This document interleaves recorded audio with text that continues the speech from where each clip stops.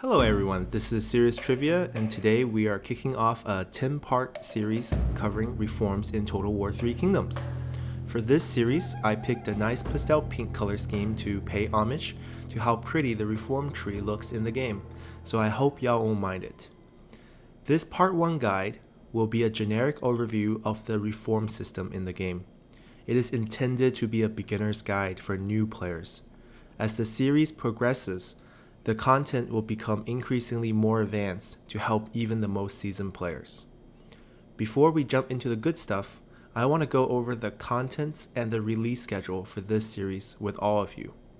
As this channel grows with the help of your subscriptions, likes, and comments, I want to continue to improve and make the channel more professional, so I thought it would be nice to provide a schedule and a rundown of the series for your convenience here.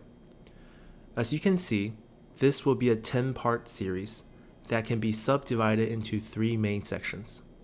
The first section, or the beginner section, include Part 1, and will cover the basics of the reform system like mentioned before.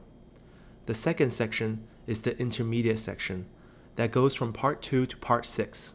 In these parts, I will subdivide the reform tree by the wuxing, or 5 elements color-coded system used by the game, and take a detailed look at the individual branches and reforms of those colors. Lastly, the third section is the advanced section, covered in parts 7 to 10. Here, we'll break down the reform tree to discuss deeper gameplay strategies revolving around building unlocks, unit unlocks, various early game reform paths, and game-breaking special niche strategies that you can enable by focusing on the right reforms. I hope you are as excited as I am for this series. I've been planning for this series since the channel launched, and after the recent positive receptions of my latest Commandery Guide videos, I feel more confident to produce a high-quality reform guide for all of you. In terms of scheduling, I'm planning to release this series over the next 5 weekends, starting with Part 1 and 2 this Saturday and Sunday. My goal is to release the videos at 3 p.m. Eastern Standard Time on each of the 2 weekend dates for the next 5 weeks, as shown here. I know it is a long wait when you see that the last few dates are more than a month away, but I really want to maintain the daily updates of Let's Play videos as well as new Commandery Guide videos during the weekdays. So this leaves me only with the weekend to release this new series. If the game can make you wait 5 seasons for each new reform, I hope you can see the beauty of the 5-week release schedule that I've planned. The good news is that you can always wait till the series is complete to binge on it on my channel, Netflix style. That's enough chit chat, let's start Part 1. In Total War 3 Kingdoms, the reform tree, or tech tree, is both figuratively and literally a tree.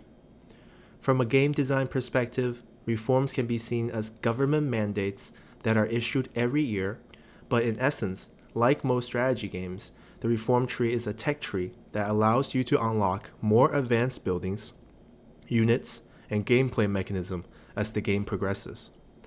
At the start of the game, you can open up the reform panel and find something looking like the image we have here.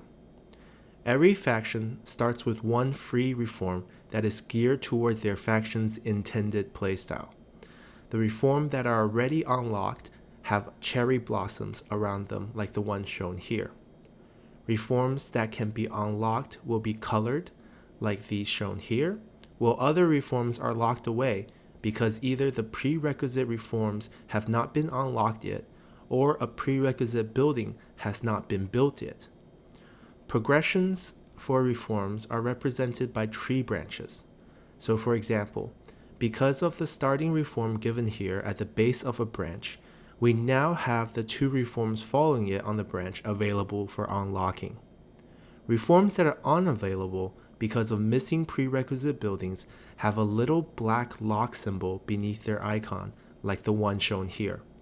You can check for exactly which building is needed by simply hovering over the icon to see the information panel.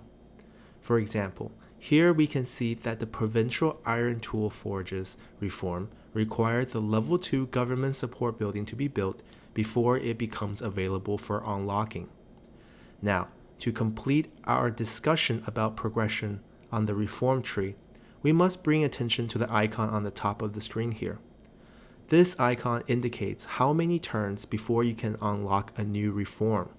In the game, a new reform becomes available every spring season, or every 5 turns, and there is no way to speed this up or slow it down. Now that we have established a basic understanding of reforms, let's dive a little deeper and check out how the game subdivides the reform tree into 5 different color groups. First, we have the green reforms. As you have probably noticed from just looking at the screen, reforms are all color-coded into 5 groups. Like much of the game, reform also utilize the wuxing or 5 elements principle that governs many aspects of the game, such as character classes, character stat, and building types. If you're interested or confused by our talk of wuxing, please check out the very first video I ever made for this channel, where I talk about the concept of wuxing and how it is applied throughout the game. I will provide a link for the video in the description below for your convenience. Alright, let's get back to reforms. Here we have the 16 green reforms. They represent the wuxing element of wood and the resolve stat in the game. Overall, these reforms are related to the champion class and unlocks champion class retinue units. In terms of buildings, they correspond to agricultural buildings, so it makes sense that they also unlock boosts for food production, population growth, and peasantry income multipliers. Lastly, because of their wuxing synergy with the red reforms, some green reforms also provide a small boost to replenishment rates. Next, we have the 16 red reforms that represent the wuxing element of fire and the instinct stat in the game. It makes sense from a wuxing perspective that fire would follow wood because wood creates or enables fire. Therefore, because of this synergy, you can see that there is one red branch that requires green reforms to unlock. Overall, these reforms are related to the Vanguard class and unlocks Vanguard class retinue units. In terms of buildings, they correspond to military buildings, so it makes sense that they also unlock boosts to unit recruitment, recruitment cost reduction, replenishment and mustering rate, military supplies, and campaign map movement. Next, we have the 18 yellow reforms that represent the wuxing element of soil or earth, and the authority stat in the game. Here, earth follows fire, because after a fire burns out, there are only dust that remains. So once again, there is going to be one branch that requires red reforms to unlock. Overall, these reforms are related to the commander class and unlocks commander class retinue units. In terms of buildings, they correspond to the government buildings, so it makes sense that they also unlock boosts to public order, corruption reduction, additional administrator and assignment slots, as well as reductions to character salaries. Lastly, because of their wuxing synergy with purple reforms, some yellow reform also provide minor buffs to income multipliers. Next, we come to the 17 purple reforms that represent the wuxing element of metal and the expertise stat in the game. Here, metal follows earth because metal ores are found buried within the soil. So, like the previous colors, there is one purple branch that requires yellow reforms to unlock. Overall, these reforms are related to the Sentinel class and unlock Sentinel class retinue units. In terms of buildings, they correspond to economic buildings, so it makes sense that they also unlock boosts to industry income multipliers, reduce building upkeep, and reduce construction time. Lastly, because of their wuxing synergy with blue reforms, some purple reforms also provide commerce income multipliers. Lastly, we conclude with the 16 blue reforms that represent the wuxing element of water or liquid and the cunning stat in the game. The logic here is that when you melt metal ores, they enter a liquid state. So like all the other colors before, there is one branch that requires purple reforms to unlock. Overall, these reforms are related to the strategist class and unlock strategist class retinue units. In terms of buildings, they correspond to market and learning buildings, so it makes sense that they also unlock boosts to trade influence, add additional trade routes, increase character experience, and aid spying and diplomatic relationships. It is a little disappointing that the reform tree does not go full circle by linking the blue reform to the green reform, or the wuxing element of water to wood. But I think overall, the game does a decent job of logically incorporating the ancient Chinese philosophy of wuxing into the reform aspects of the game. Now that we have taken a brief overview of all 5 colors of the reform tree, we can add them up and see that there are 83 total reforms to unlock. And because a new reform becomes available every spring or every 5 turns, it will take a player 408 turns to complete the entire reform tree. The number is 408 because you start the game in the harvest season with a free reform. So your second reform arrives on turn 3.